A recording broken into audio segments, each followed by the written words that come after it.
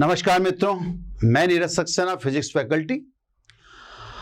Last lecture में हमने विद्युत ऊर्जा व विद्युत शक्ति पढ़ा, उससे संबंधित कोई छोटा मोटा न्यूमेरिकल किया था अपन ने। हमने प्रतिरोध के फेज को विराम देने के लिए बीच में ये विद्युत ऊर्जा और विद्युत शक्ति टॉपिक लिए थे। प्रतिरोध फेज 1, फेज 2, फेज 3 अपन कर चुके। अगर प्रतिरोध में अपन ने शुरू से पढ़ा, क्या क्या पढ़ा उसका दोहरान करवा देता हूं। ओम्स लॉ, R बराबर V upon I, basic concept of resistance, R बराबर ML NE स्क्वायर एट टो, फिर R is equal to rho L upon A। इसके अपन ने न्यूमेरिकल भी किए थे। इसके बाद अपन ने अनोमीय ओमीय परिपथ पढ़े और कलर कोडिंग पढ़ी। कलर कोडिंग में भी आत्वाद न्यूमेरिकल डाल दिए थे। ओमी अनोमी थ्योरिटिकल टॉपिक था। इसके बाद प्रतिरोध व प्रतिरोधकता पर ताप के प्रभाव का अध्ययन किया, यानी ताप का प्रभाव अपन ने पढ़ा। क्लियर साहब? इसके न्यूमेरिकल भी अपन कंप्लीट कर चुके हैं। क्लियर साहब? तो साहब प्रतिरोध को अब सबका अपना अपना तरीका है। मैंने 2-3 फेज 4-5 फेज में बांट रखा है। कोई कैसे पढ़ाता है। मैंने तो साहब आपको विद्युत ऊर्जा और विद्युत शक्ति पढ़ाने के लिए पढ़ाते समय विराम दिया था, ताकि प्रतिरोध से एक बार हम थोड़ा सा मुक्त हों। फिर अब वापस मैं फेज 4 पर आता हूं, यानी अब वापस प्रतिरोध से। तो कहने का मतलब यह है कि प्रतिरोध कई पार्ट में है। उसके पार्ट को बीच में रोककर थोड़ा एंटरटेन कर देते हैं, दूसरा टॉपिक लाकर फिर वापस ले दे के वहीं आना है। तो साहब अब हम वापस प्रतिरोध का चौथा फेज है ना, चौथे फेज में हम पढ़ रहे हैं प्रतिरोधों का संयोजन। प्रतिरोधों का संयोजन। क्लियर सब है ना? प्रतिरोध की परिपथ में क्या भूमिका रहती होगी, यह सूत्र से समझ सकते हो। जैसे I बराबर V अपॉन R, इस सूत्र से साफ समझ में आता है कि प्रतिरोध R बढ़ेगा तो धारा घटेगी, प्रतिरोध R घटेगा तो धारा बढ़ेगी। यानी प्रतिरोध के द्वारा हम धारा को नियंत्रित कर सकते हैं, कम ज्यादा कर सकते हैं।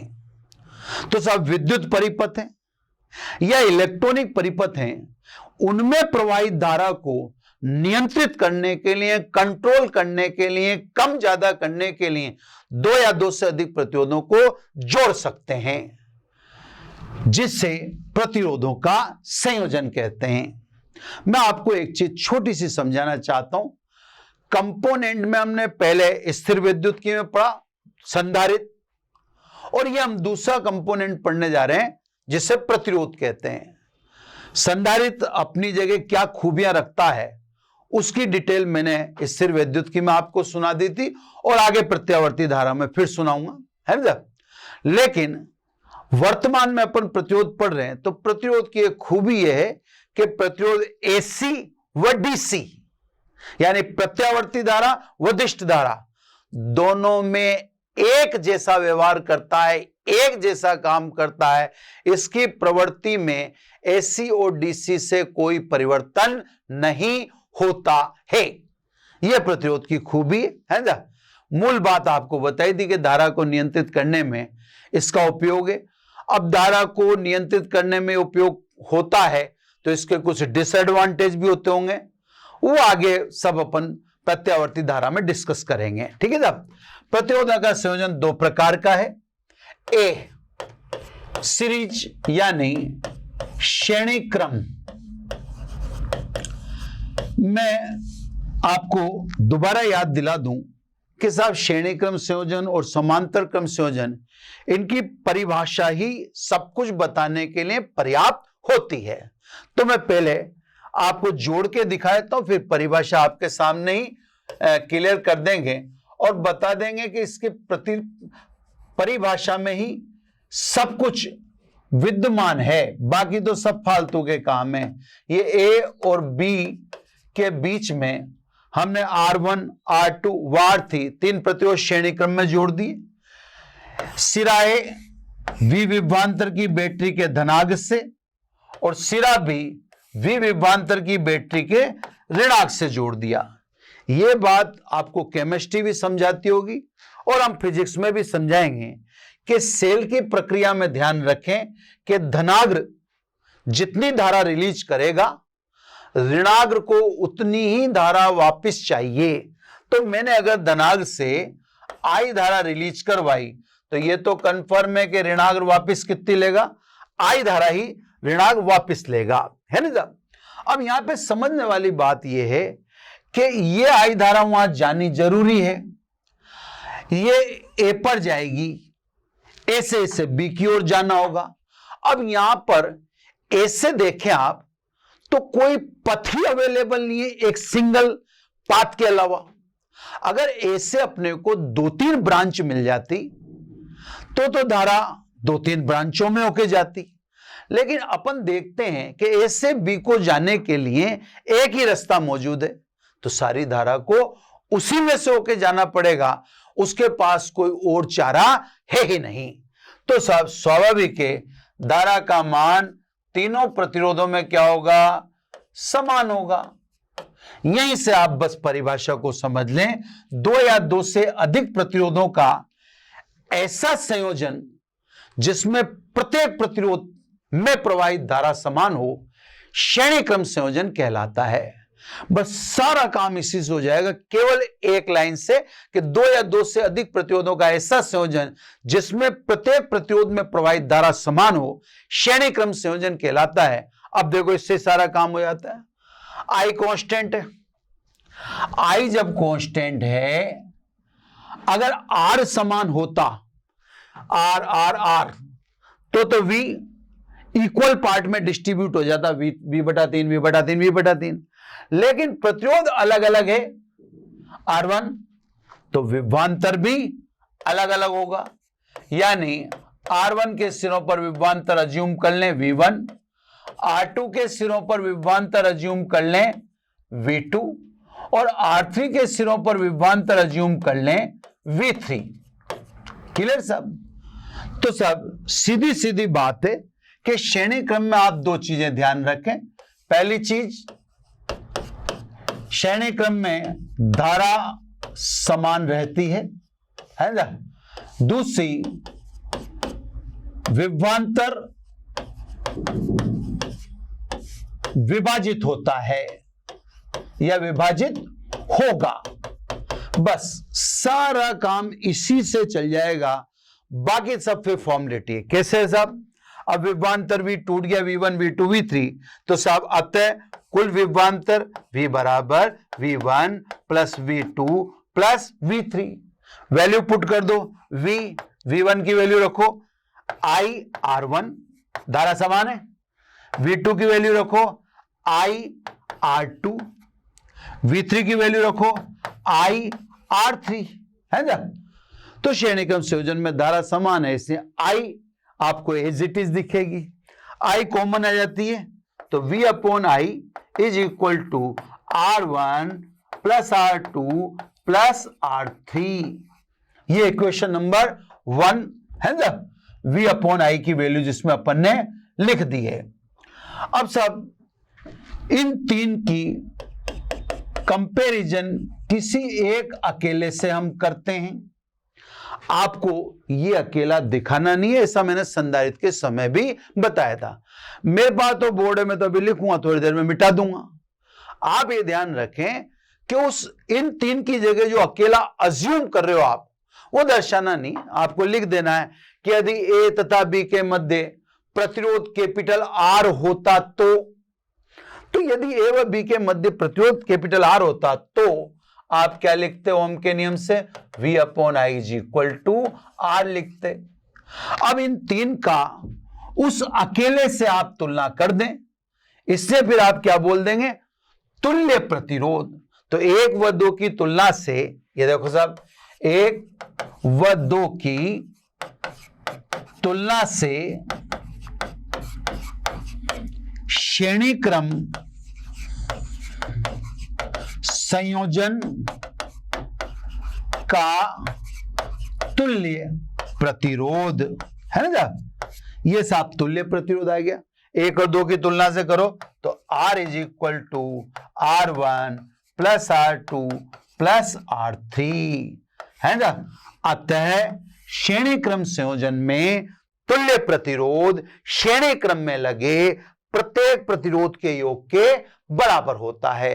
अर्थात अगर आपको प्रतिरोध के मान में वृद्धि करनी हो तो आप श्रेणी क्रम संयोजन का इस्तेमाल करें। दूसरी तरीके से ऐसे कह दूं, यदि आपको धारा के मान में कमी करनी हो तो आपको प्रतिरोध बढ़ाना पड़ेगा, और प्रतिरोध बढ़ाने के लिए हमारे पास केवल एक ही तरीका है कि हम उन्हें किसमें जोड़ दें, श्रेणी क्रम में जोड़ दें। यदि n प्रतिरोध श्रेणी क्रम में हो तो तुल्य प्रतिरोध सभी के बीजगणितीय योग के बराबर होगा, है ना। मैं साहब आपसे कह चुका हूं कि इस एक को बनाइएगा मत, यह अजम्पशन में रखना होता है तो इसको अजम्पशन में ही रखिएगा। आप एकेडमिक में हैं और इस टॉपिक का अगर आपको एग्जाम में आता है तो आपको ऐसे कर देना है। ये साहब श्रेणी क्रम संयोजन खत्म होता है।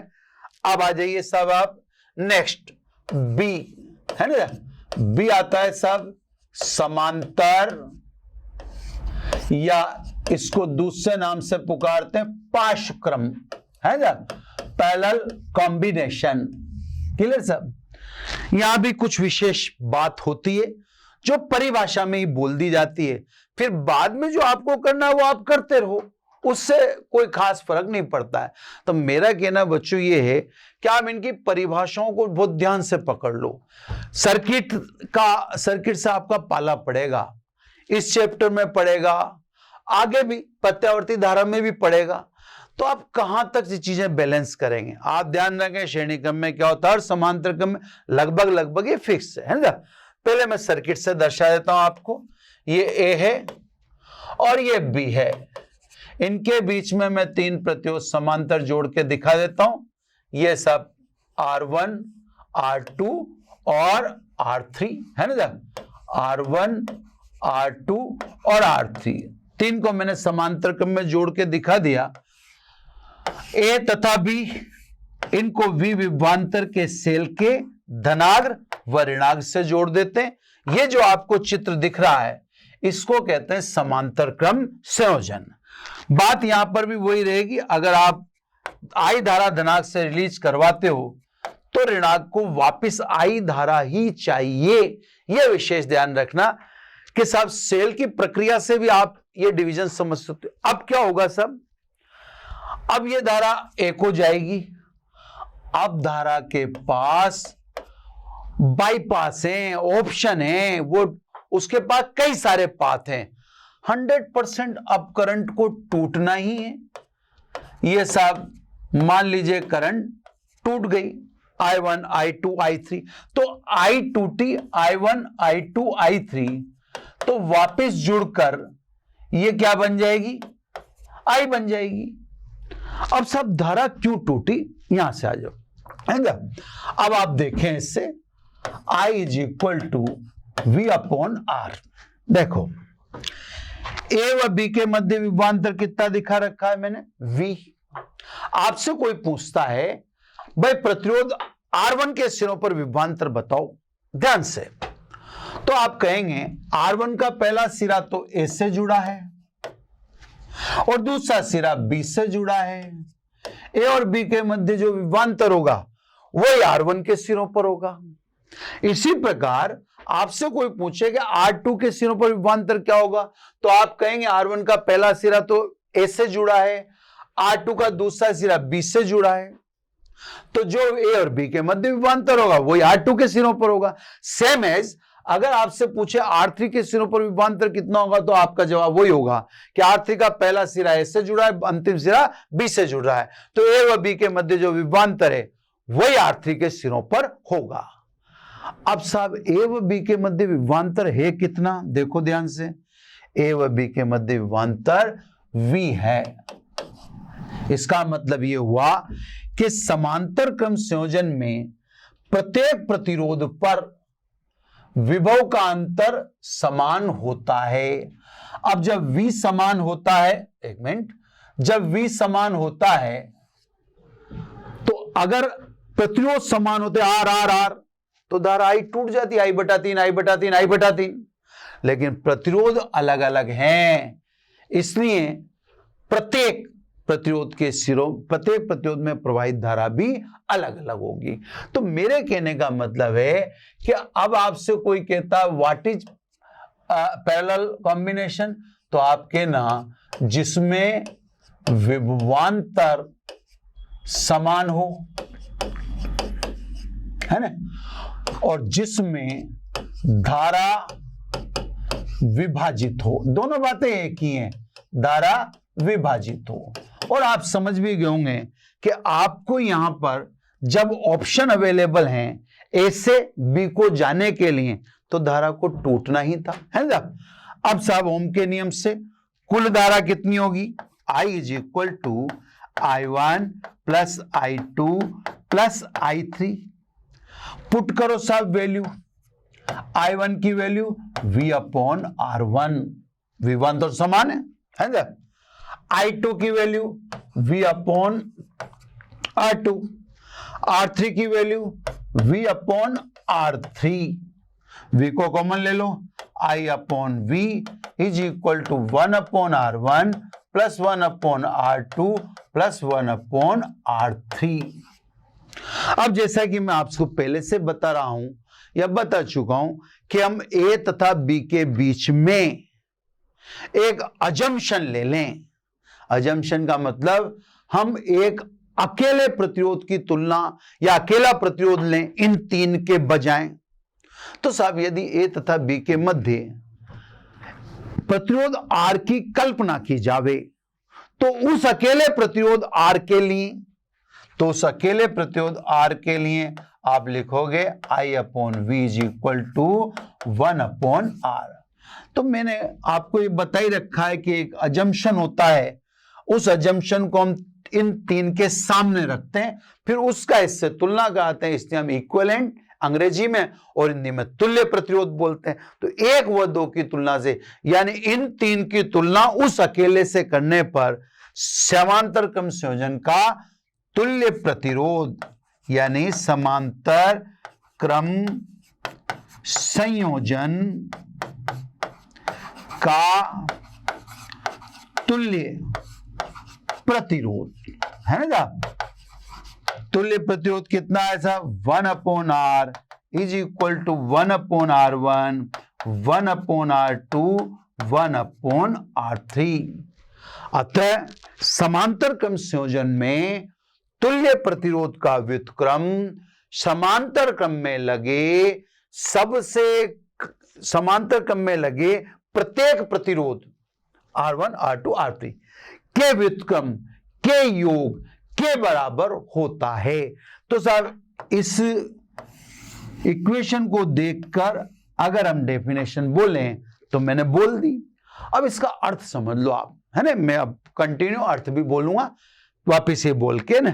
समांतर क्रम संयोजन में तुल्य प्रतिरोध का व्युत्क्रम समांतर क्रम में लगे प्रत्येक प्रतिरोध के व्युत्क्रम के योग के बराबर होता है, अर्थात समांतर क्रम में तुल्य प्रतिरोध का मान समांतर क्रम में लगे सबसे कम मान वाले प्रतिरोध से भी कम होता है। अब अगर आप न समझे हो तो मैं आपको समझाने की कोशिश करता हूं, है ना। कैसे साहब, आप देखो, जैसे मान लो ये 5 ओम है, ये 2 ओम है, ये दोनों समांतर क्रम में लगे हैं। अब मैंने आपसे कहा कि मुझे तुल्य प्रतिरोध 1 ओम से भी कम चाहिए।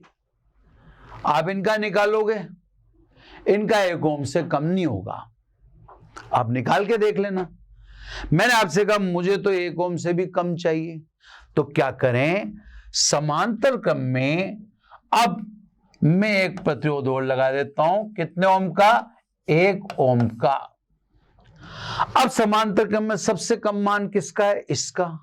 अब देखना तुल्य प्रतिरोध का मान इस 1 ओम से भी कम आएगा। देखो साहब आप ध्यान से, 1/R 1/5 + 1/2 + 1/1 समांतर क्रम में लगे 1/r is equal to LCM ले लो, ये 10 एलसीएम ले लिया तो ये 2, ये 5 और ये 10, यानी 1/r कितना हुआ साहब, ये 17 हो गया, 17/10, यानी r बराबर 10/17।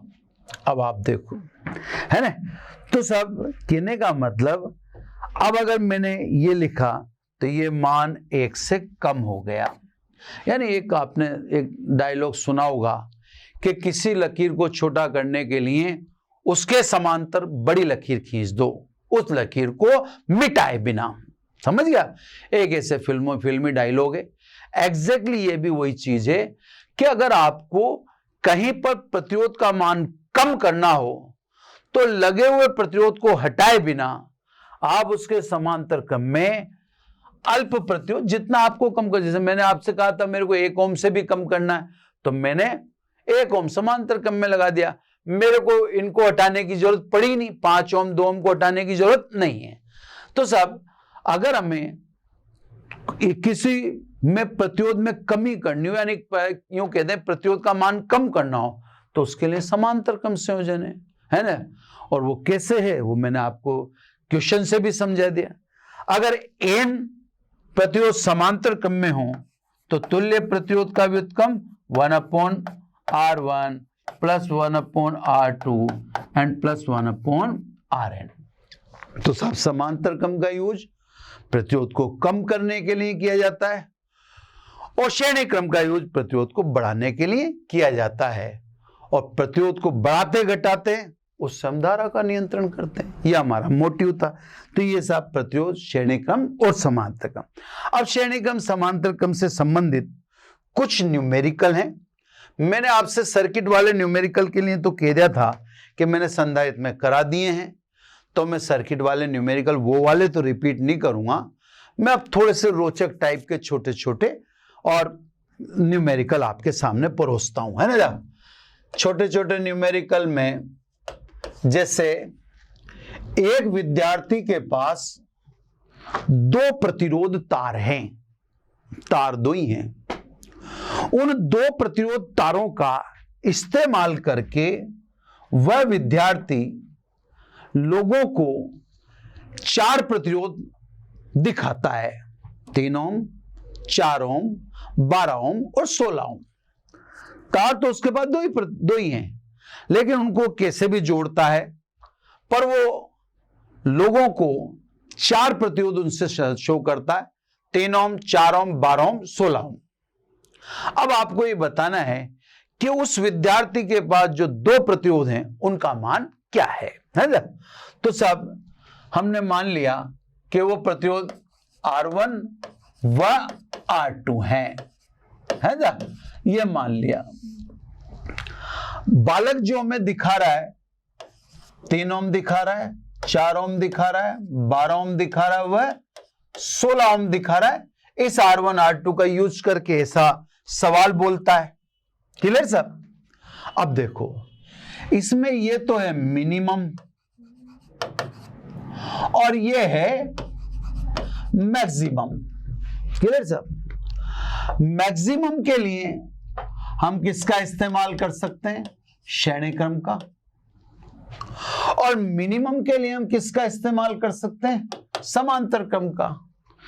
तो साहब भाई 16 ओम दिखा रहा है तो मैक्सिमम दिखा रहा है, और मैक्सिमम के लिए किस में जुड़े होना चाहिए? श्रेणी क्रम में। चलो सब, तो पहली बात करें आर मैक्सिमम के लिए। आर मैक्सिमम के लिए श्रेणी क्रम का यूज करेगा वो। मैक्सिमम कितना है? 16 ओम। ये सब आर मैक्सिमम के लिए श्रेणी क्रम। क्लियर? अब आर मिनिमम है ना, न्यूनतम प्रतिरोध। आर मिनिमम के लिए, आर मिनिमम के लिए कौन सा तरीका है हमारे पास? समांतर क्रम, यानी 1/R1 1/R2। बच्चे के पास तो 2 ही प्रतिरोध है, R1 R2, और मिनिमम कितना? 1/3। इसको सॉल्व करो। R1 R2 R1 plus R2 is equal to 1/3। R1 plus R2 का मान कहां से रख दो, x से।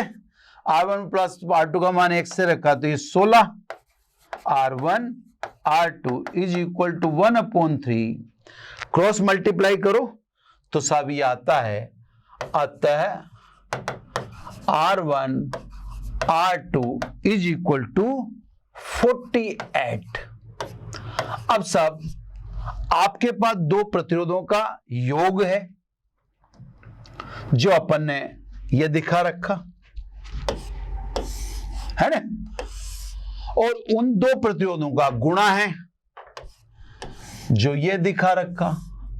अब ये है कि अगर उनका अंतर भी होता, अपने पास R1 माइनस R2 होता तो अंतर भी होता तो उस अंतर को इससे सोल्व कर लेते और R1 R2 का मान बता देते। तो स्वाभाविक रूप से हमें R1 माइनस R2 चाहिए।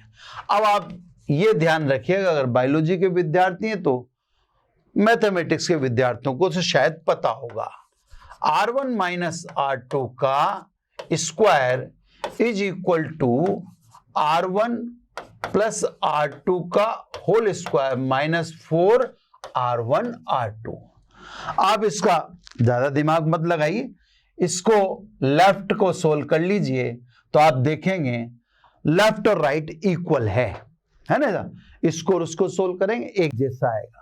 अब आपका योग है इससे, ये रहा समीकरण 1 में, गुणा है इससे, ये समीकरण 2 में, अंतर निकल जाएगा। तो सब R1 माइनस R2 का स्क्वायर है ना, R1 प्लस R2 का मान रखो 16 का square minus 4, R1 into R का मान रखो, यह आ जाएगा 48, यानी R1 माइनस R2 का होल स्क्वायर 16 16 256 माइनस है ना 8 चौक 32, क्लियर साहब, 3 4 चौक 16 3 192। ये अगर आप देखेंगे तो ये सब 64 आता है ना। R1 माइनस R2 का होल स्क्वायर 64, इसलिए R1 माइनस R2 64 का रूट कितना हो गया 8। तो सब अब आपका उन दो प्रतिरोधों का योग भी है, गुणा भी है, और अब आपको योग और गुणा से आप क्या निकाल सकते हैं, अंतर। तो ये तो एक गणित की सीक्वेंस है कि अगर आप पास जोड़ तथा गुणा हो तो उसके द्वारा अंतर कैसे निकाल सकते हैं। तो ये तो मैंने गणित से लिया है पीस। अब साहब आप समीकरण 1 और 3 को हल कीजिए, है ना। देखो साहब, इक्वेशन 1 प्लस 3, 1 और 3 को जोड़ो तो R2 R2 कट गया, R1 R2 कितना हो गया 2R1, इधर 16 और 8 24, 2R1 इज इक्वल टू 24, यानी R1 is equal to 12 Om. R1 का मान यहां रख दो 1 में, 1 से R1 का मान कितना रखा 12 plus R2 is equal to 16, तो यहां से R2 आ गया, R2 बराबर 16 माइनस 12 यानी 4 ओम। तो सब सीधी सीधी सी बात है कि वह जो विद्यार्थी है उस विद्यार्थी के पास एक तो 12 ओम का प्रतिरोध तार है और एक 4 ओम का प्रतिरोध तार है। 12 ओम दिखाई रहा है, वो 4 ओम दिखाई रहा है। 12 और 4 को श्रेणी क्रम में जोड़ देगा तो आपको 16 दिखेगा, और 12 और 4 को समांतर क्रम में जोड़ देगा तो आपको 3 ओम दिखेगा। तो विद्यार्थी इन दो तारों से इस तरीके से, जैसे आपको बताया, इस तरीके से आपको 4 प्रतिरोध दिखा रहा है। उसके पास जो 2 तार हैं उसमें एक का प्रतिरोध 12 ओम है और दूसरे का 4 ओम है। क्लियर बच्चों, है ना। छोटे छोटे ऐसे ज्ञानवर्धक न्यूमेरिकल में और करते हैं सब कुछ, या यूं कहते हैं 6 ओम के कुछ प्रतिरोध समांतर क्रम में हैं। अब कुछ प्रतिरोध तो कितने हैं उससे भी, उसका भी जानकारी नहीं है, पर कुछ प्रतिरोध समांतर क्रम में हैं 6 ओम के। क्लियर साहब? उनके साथ 5 ओम का प्रतिरोध श्रेणी क्रम में है, ठीक है साहब। तुल्य प्रतिरोध यदि 7 ओम हो तो बताओ 6 ओम के कितने प्रतिरोध समांतर क्रम में है? तो साहब क्वेश्चन ऐसे छोटे छोटे और मस्त क्वेश्चन है, इनसे आप सीख सकते हो, है ना। आपको शीट चाहिए ऐसे क्वेश्चन की तो आपको क्या रखा, मोशन लर्निंग ऐप डाउनलोड करो, वहां पर आपको सभी मटेरियल फ्री मिल रहा है, उसमें ऐसे इंटरेस्टिंग क्वेश्चन आपको मिल जाएंगे, है ना। तो साहब क्वेश्चन में ये साहब ए 6 ओम के कुछ प्रतिरोध अब कितने हैं ये तो अपने को पता नहीं है, तो अपन मान लेते हैं एन प्रतिरोध। इस एन का पता करना, ये सब कितने ओम के हैं? 6 ओम के। इससे 5 ओम श्रेणी क्रम में है ना, और ए व बी के मध्य तुल्य प्रतिरोध इसने बोल दिया 7 ओम। अब इसका क्वेश्चन सीधा सीधा सा है जो आपसे पूछ रहा है, ये पूछ रहा है कि ये एन प्रतिरोध यानी कितने प्रतिरोध हैं जो समांतर क्रम में जुड़े हुए 6 ओम के, है ना। तो सब मान लीजिए एन प्रतिरोध हैं, तो इसका तुल्य मैं लिख देता हूं आर डैश, और 5 ओम को लिख देता हूं मैं आर डबल डैश, ठीक है साहब। तो सब पहले समांतर क्रम का तुल्य प्रतिरोध आर डैश 1/6 कितनी बार? n बार। n बार है तो ये हो गया साहब n/6, यानी r डैश बराबर 6/n। क्लियर सब? अब क्योंकि r dash plus r double dash is equal to r A B, r dash और r डबल डैश तो कौन से क्रम में? श्रेणी क्रम में। ये श्रेणी क्रम में तुल्य प्रतिरोध अपने को बता ही दिया 7 ओम। तो सब देखते हैं, रखते हैं वैल्यू अपन। r डैश का मान तो रख दिया मैंने 6/n, r डबल डैश 5 ओम है ना, और ये 7 ओम। तो सब 6/n इज इक्वल टू 7 में से 5 गए तो 2, यानी n इज इक्वल टू 6/2, यानी n बराबर 3 ओम। सॉरी 3 ओम नहीं, n बराबर 3। तो सब एक बार बताओ कि समांतर क्रम में 6 ओम के कितने प्रतिरोध जुड़े होंगे? तो सब समांतर क्रम में 6 ओम के 3 प्रतिरोध जुड़ रहे हैं, 1 2 और यहां तीसरा और जाएगा, है ना। और उसके साथ एक 5 ओम श्रेणी क्रम में जोड़ दोगे तो तुल्य प्रतिरोध हो जाएगा आपका 7 ओम। और क्वेश्चन लेते हैं इसमें, है ना। और क्वेश्चन में अब मैं देख के लेता हूं, है ना। ये देखो, एक परिपथ में एक अज्ञात प्रतिरोध X व 10 ओम दोनों को समांतर क्रम में जोड़ रखा है। एक तो अज्ञात प्रतिरोध है और एक 10 ओम है, दोनों को समांतर क्रम में जोड़ा गया है। परिपथ में 3 एम्पियर धारा है, 10 ओम में 5 मिली एम्पियर धारा है, तो X का मान बताओ, है ना। बड़ा गजब सवाल है ना।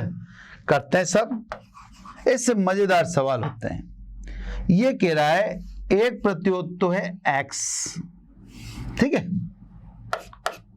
और दूसरा प्रतिरोध है 10 ओम। ध्यान से समझना बच्चों, मजा आता है ऐसे सवालों में। क्लियर? सप्लाई इसने बता दी, ये ए कह दो इसको, ये बी कह देता हूं, है ना। सप्लाई इसने बता दी 3 एम्पियर, है ना, ये सब है। और 10 ओम में 5 मिली एम्पियर धारा है।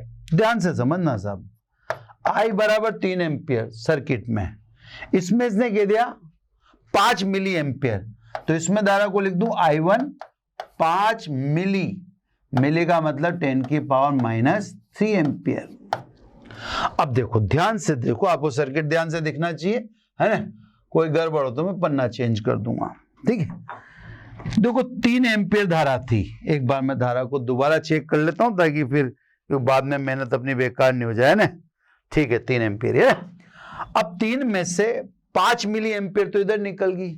5 मिली एम्पियर का मतलब हुआ 0.005 एम्पियर। अब 3 एम्पियर में से I1 0.005 तो इस 10 ओम में चलेगी, तो शेष कितनी बची?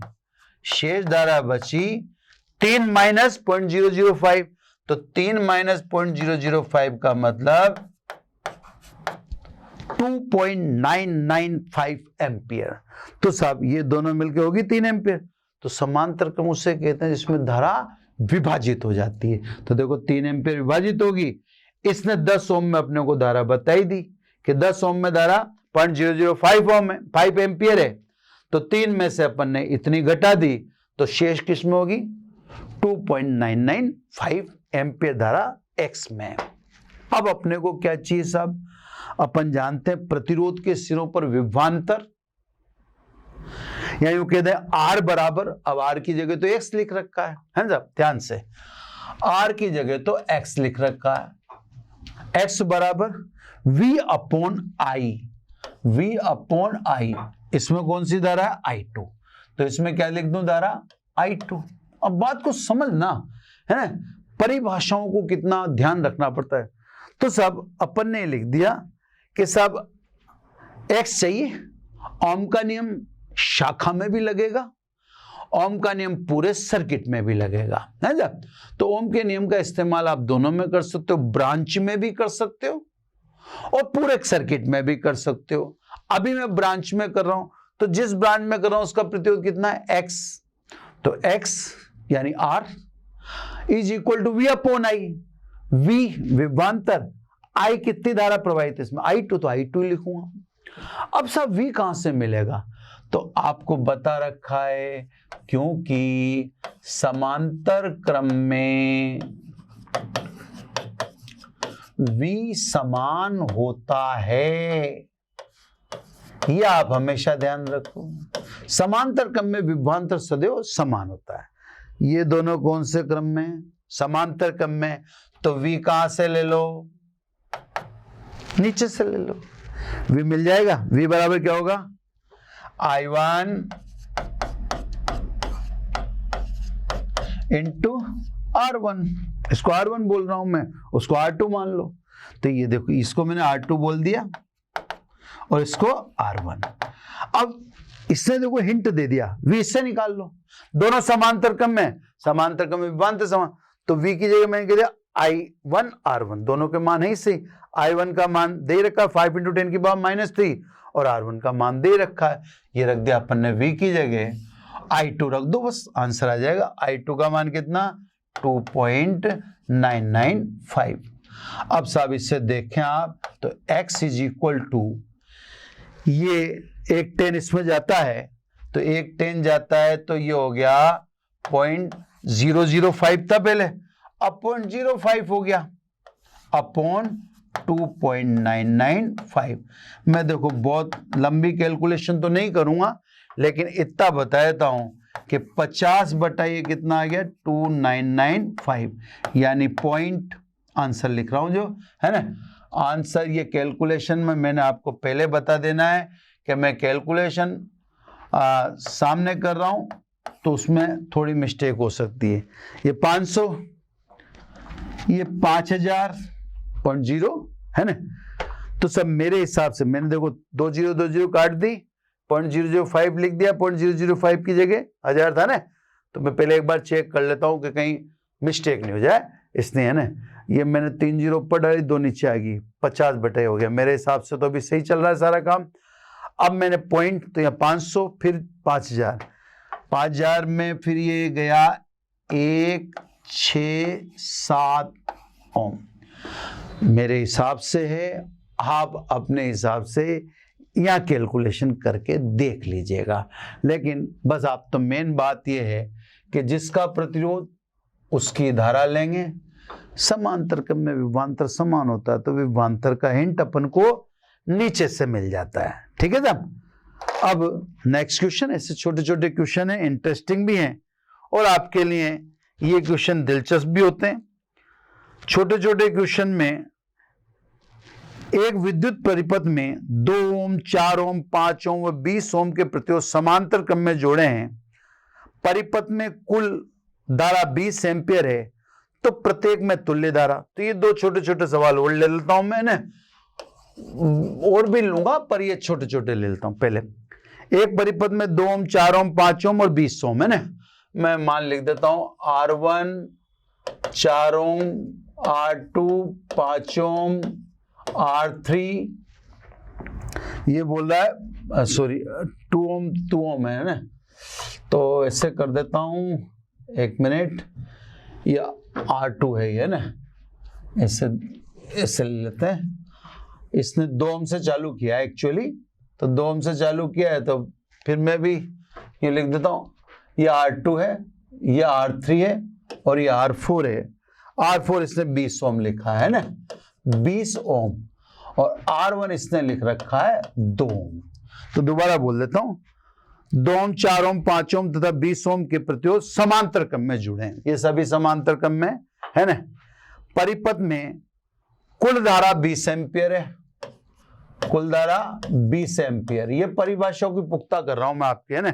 अब ये कहता है तुल्य प्रतिरोध बताइए, वह प्रत्येक प्रतिरोध में धारा बताइए। वही मैं आपसे समझाना चाह रहा हूं। अभी पिछला सवाल निकला भी है यहाँ पे आपको। पहले तो तुल्य प्रतिरोध, तो तुल्य प्रतिरोध में तो समांतर क्रम में तो आप जानते हो 1/R1 + 1/R2 + 1/R3 और 1/R।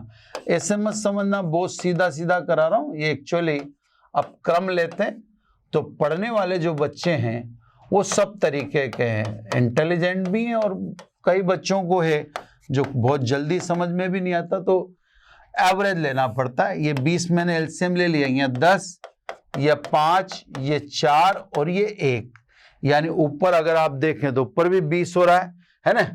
तो सब 20/20 यानी 1 हो गया। तो R बराबर क्या हो गया, 1 ओम। तो तुल्य प्रतिरोध तो कितना निकला, 1 ओम। अब ये क्योंकि समांतर क्रम में है ना। आप तो बेसिक समझो, जो आपका समझने का काम है ना। अब बेसिक में अब आप समझो, यहां से आपने आई की सप्लाई दी तो टूट जाएगी धारा, है ना। R1, R2, R3 and R4। तो आप तो उस चीज पे मुद्दे वाली बात हो, तो समांतर क्रम में धारा टूटती है। अब सब धारा कितनी है अपने को, तो देखो कुल धारा दे दी, कुल प्रतिरोध पता पड़ गया, तो कुल विभवांतर है ना। पहले कुल विभवांतर निकाल दें, अतः कुल विभवांतर, कुल विभवांतर V बराबर I × R। Ohm's law circuit की शाखा में भी लगता है और कंप्लीट सर्किट में भी काम आता है। I कितना है 20 और तुल्य प्रतिरोध 1, तो कुल विभवांतर कितना है 20 वोल्ट। अब इसने पूछा है कि साहब प्रत्येक में धारा बताओ। अभी समांतर क्रम में अभी मैं आपसे क्या कह के निपटाऊं कि समांतर क्रम उससे बोलते हैं जिसमें विभवांतर क्या होता है, समान होता है, धारा बट जाती है। तो सब अभी सवाल के जरिए मेरे को वही दिखाया था, इसलिए I1 = V/R1, I2 = V/R2, I3 = V/R3, I4 = V/R4। मान रखो साहब 20, R1 का वैल्यू 2, इसमें 10 एम्पियर धारा। जो प्रतिरोध कम है उसमें धारा अधिक होगी, वो तो हम जानते हैं। तो कुछ चीजें ऐसी भी हैं जो हमारे दिमाग में पैरेलल चलती है। हमें भी पता था कि साहब जो प्रतिरोध कम है समांतर क्रम में उसमें धारा का मान अधिक होना चाहिए, है ना। अब दूसरे में आ जाओ 20, ये प्रतिरोध है 4 ओम, 4 × 5 = 20 में 5 एम्पियर धारा, है ना। तीसरा प्रतिरोध है R3 5, विभवांतर तो समांतर क्रम में समान ही रहेगा, विभवांतर तो 20-20 रहेगा। ये 5 ओम, तो ये 4 एम्पियर धारा। और लास्ट में अगर हम देखें तो 20 ओम प्रतिरोध है, 20 ही विभवांतर है, तो धारा 1 एम्पियर। अब देखो I1, I2, I3, I4 चारों को जोड़ें तो I आ जानी चाहिए, यानी 20 एम्पियर आ जानी चाहिए। देखो 10, 5 15, 4 19 और 1 20। तो आपको 50 जगह से आंसर टैली करने को मिलता है। इससे समझ लो समांतर क्रम में R4 greater than R3 greater than R2 greater than R1, तो I4 less than I3 less than I2 less than I1। समांतर क्रम में अगर प्रतिरोध बढ़ेगा तो धारा घटेगी। ये मैंने आपको यहां पे इस सवाल के जरिए समझाना था, जो मैंने समझाने की कोशिश की है ना। तो ऐसे छोटे छोटे कंसेप्ट में आपको कोशिश कर रहा हूं कि क्लियर करता जाऊं। अगले आ जाओ सब। अगले क्वेश्चन में कह रहा है 20, 30, 50 ओम के 3 प्रतिरोध श्रेणी क्रम में। चलो उसी क्रम में चल रहे। 100 वोल्ट का इसने वोल्टेज लगाया यानी विभवांतर लगाया, तो प्रत्येक में धारा व विभवांतर बताओ। चलो साहब ये भी अच्छी बात है, ये अपने को बेसिक कंसेप्ट पूरा क्लियर होता जा रहा है कि श्रेणी क्रम में धारा समान रहती है, समांतर क्रम में R1, R2, R3। R1 20 ओम, R2 ये बोलता है 30 ओम और R3 ये बोलता है 50 ओम। ये कह रहा है जो सोर्स है उसका विभवांतर 100 वोल्ट है। ठीक है साहब। अब देखो अपन से टेली हो जाएगा सारा काम है ना, अपन ये सारी चीजें टेली कर लेंगे। अब अपने को प्रत्येक पर विभवांतर बताना है और प्रवाहित धारा बतानी है ना। तो पहले तुल्य प्रतिरोध निकालें साहब। सबसे पहला काम तुल्य प्रतिरोध, श्रेणी क्रम में तुल्य प्रतिरोध R1 plus R2 plus R3 है ना। श्रेणी क्रम में तुल्य प्रतिरोध प्रत्येक प्रतिरोध के योग के बराबर होता है। ठीक है, यानी R is equal to 20 plus 30 plus 50 है ना। 50, 30, 80 यानी 100 ओम। कुल विभवांतर बता दिया इसने 100 वोल्ट। कुल प्रतिरोध निकाल लिया आपने 100 ओम। मैंने आपसे क्या कह रखा है, ओम का नियम ब्रांच में भी लगेगा, ओम का कंप्लीट सर्किट में भी लगेगा। इसलिए परिपथ में धारा, परिपथ में धारा, तो I इज इक्वल टू क्या लिखोगे आप, V अपॉन R। V कितना 100 वोल्ट, R कितना 100 ओम, तो धारा कितनी हुई 1 एम्पियर। चलो साहब इमेजिन करो दिमाग में क्या सीन है, R1, R2, R3 यह है श्रेणी क्रम है ना।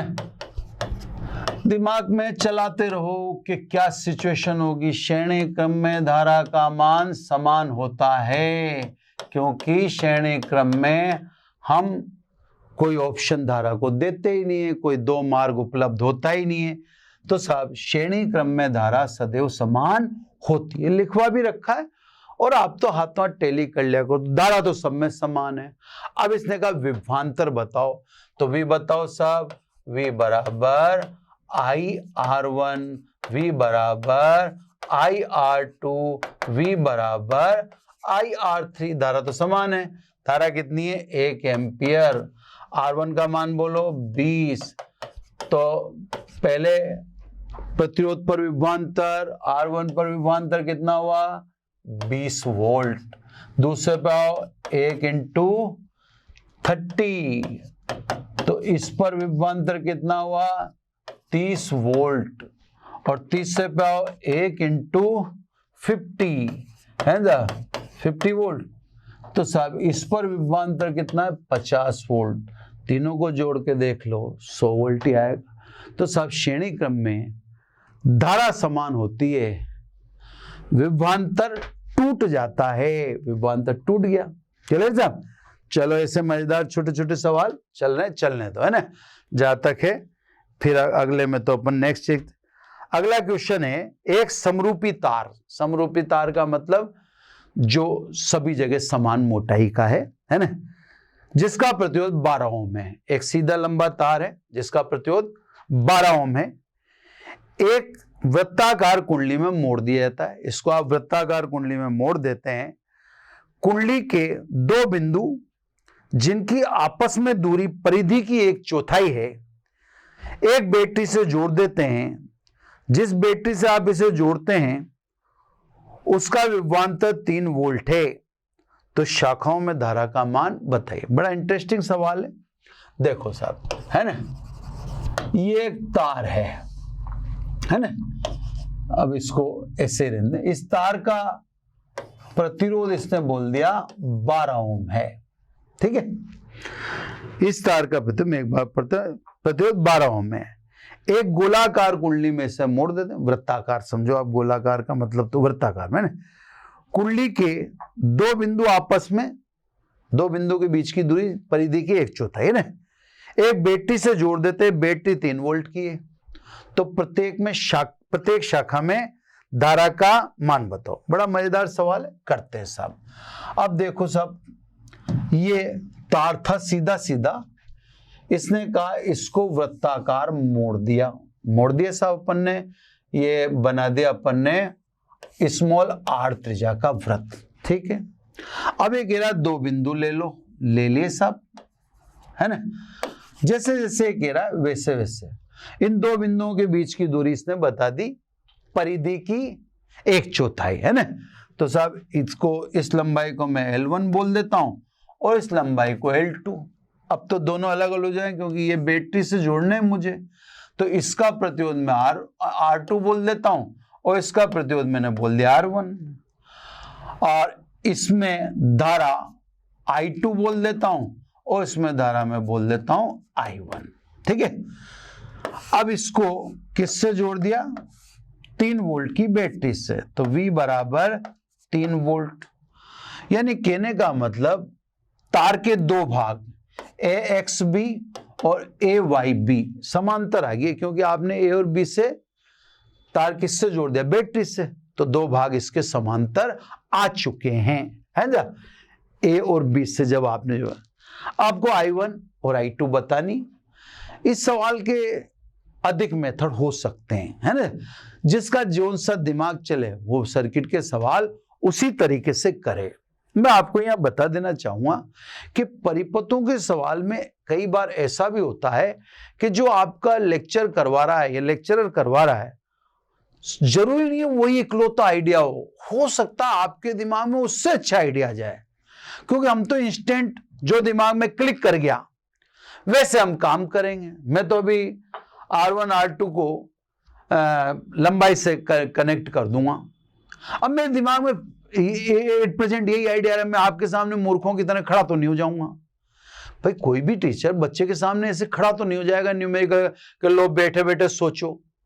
तो क्या है कि टीचर के इंस्टेंट जो दिमाग में आ जाता है वो उसी आइडिया से क्वेश्चन करा देता है। लेकिन आपको ये ध्यान रखना है, सर्किट में किसी की मोनोपोली नहीं है। यानी सर्किट एक अलग से ऐसी चीज है जिसमें जिसका दिमाग जैसा चल जाए वो सवाल उस हिसाब से करवा सकता, कोई दिक्कत नहीं, एक से अधिक आइडिया हो सकते हैं। तो साहब मेरे दिमाग में तो आया कि क्योंकि R1 लिखने की जरूरत नहीं थी पर फ्लो आ जाता है तो वो लिखाई में आ गया। तो क्योंकि हम जानते हैं R is proportional to L, इसलिए मेरे दिमाग में तो आता है R1/R2 is equal to L1/L2, मेरे जो दिमाग में आया। यानी R1/R2 अब L1, ये लंबाई कितनी बताई, परिधि की चौथाई, तो परिधि की चौथाई, परिधि यानी 2πr, इसकी चौथाई। तो फिर L2 कितनी हुई, फिर तो समझ जाओ L2, ये परिधि की चौथाई है तो 3/4 है ना। तो सब वह परिधि की कितनी हुई, 3/4, ये 1/4 है तो वो 3/4। अब सब 4 से 4 कट गया, 2π से 2π कट गया, R भी कट गया। अब जो बचता है वो आता है 1/3। यानी सीधी सीधी बात है कि जो 12 ओम प्रतिरोध का तार था वह AB से जोड़ते ही 2 समांतर प्रतिरोधों में बट गया।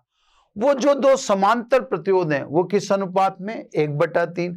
अतः व्हाट इज R1, तो R1 का अनुपात बटा अनुपातों का योग 1+3 इंटू कुल कितना है, 12 ओम। तो साहब ये हुआ 4×3=12 है ना, 4 है तो 3, R1 तो हुआ 3 ओम।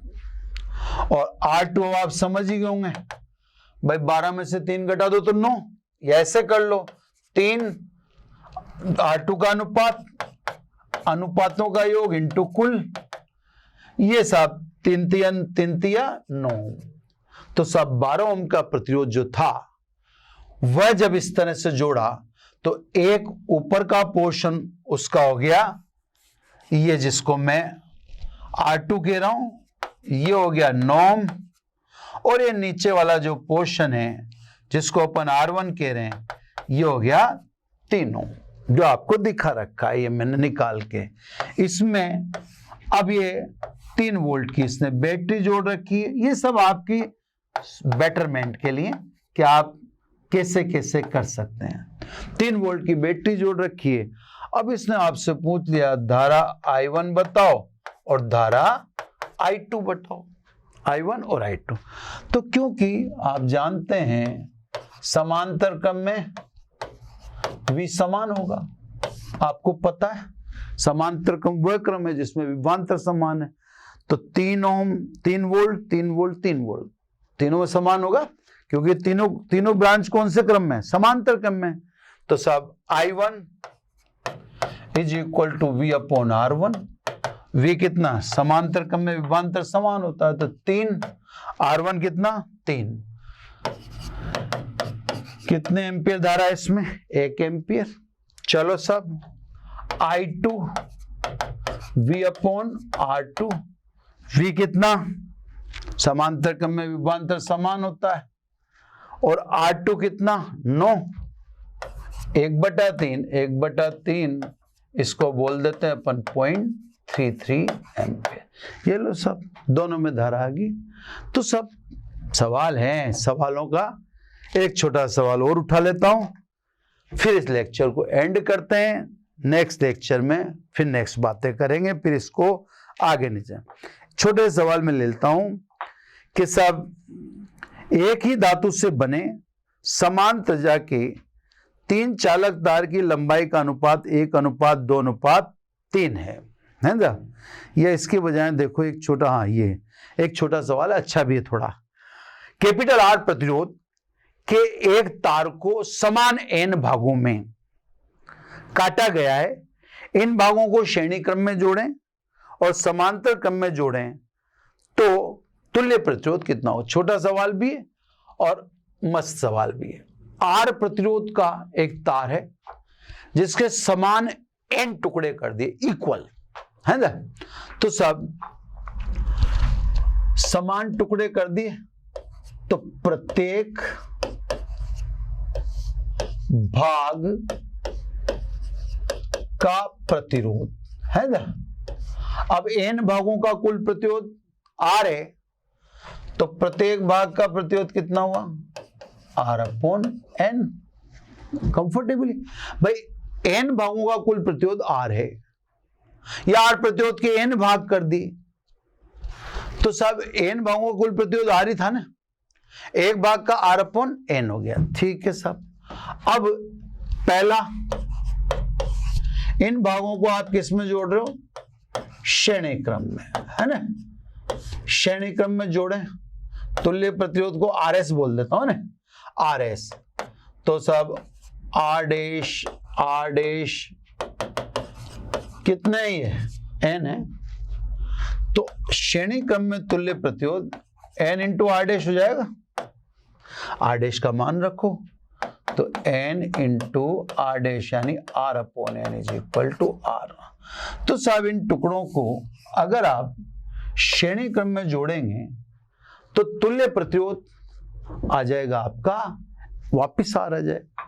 अगर यही टुकड़े आपने समांतर क्रम में जोड़े है ना, यही टुकड़े आपके द्वारा किस में जुड़े, समांतर क्रम में, तो तुल्य प्रतिरोध, तो R parallel 1 upon R dash plus 1 upon R dash, how much, कितनी बार, n बार, यानी 1 अपॉन R पैरेलल है ना, R डैश तो एलसीएम आ गया, और कितनी बार जोड़ रहे हो, एक बार, तो n अपॉन R डैश आ गया। R डैश की वैल्यू रख दो है ना, यानी 1 upon R P is equal to n upon R upon n, यानी, और स्पीड लेते ही बोर्ड बोल जाता है, ये भी इलेक्ट्रॉनिक आइटम ही है ना, यानी n स्क्वायर अपॉन R। ठीक है ना। इसलिए तुल्य प्रतिरोध उल्टा कर दो उसको, R/N²। तो सब ऐसे छोटे छोटे काफी सारे क्वेश्चन हमारे पास हैं जिनको आप मोशन लर्निंग ऐप डाउनलोड करके कर सकते हैं। इंटरेस्टिंग क्वेश्चन है, यहां से आप डेप्थ समझ सकते हैं, श्रेणी क्रम की, समांतर क्रम की। सवाल अब यहाँ तो एक लिमिटेशन होती है, आपके सामने कितने सवाल करवाए जा सकते हैं उसकी एक सीमा है ना। तो साहब हम करवा ही रहे हैं, बाकी हम आपको बाकी सेवाएं या अन्य सेवाएं फ्री में ही उपलब्ध करवा रहे हैं। आपको मोशन लर्निंग ऐप डाउनलोड करना है, उसमें ये सब चीजें आपको अवेलेबल जाएंगी, क्वेश्चंस भी, सॉल्यूशन भी, डीपीबी भी, आदि इत्यादि। Thank you very much. बस आज इतना ही। आशा करता हूं हमारे टॉप एजुकेटर का यह लेक्चर आपको पसंद आया होगा। अगर पसंद आया है तो वीडियो को लाइक करिए, चैनल को सब्सक्राइब करिए और शेयर भी करिए, क्योंकि ज्ञान बांटने से बढ़ता है और सही बताऊं तो पुण्य भी मिलता है। मुझे सुनने के लिए बहुत बहुत धन्यवाद। Thank you.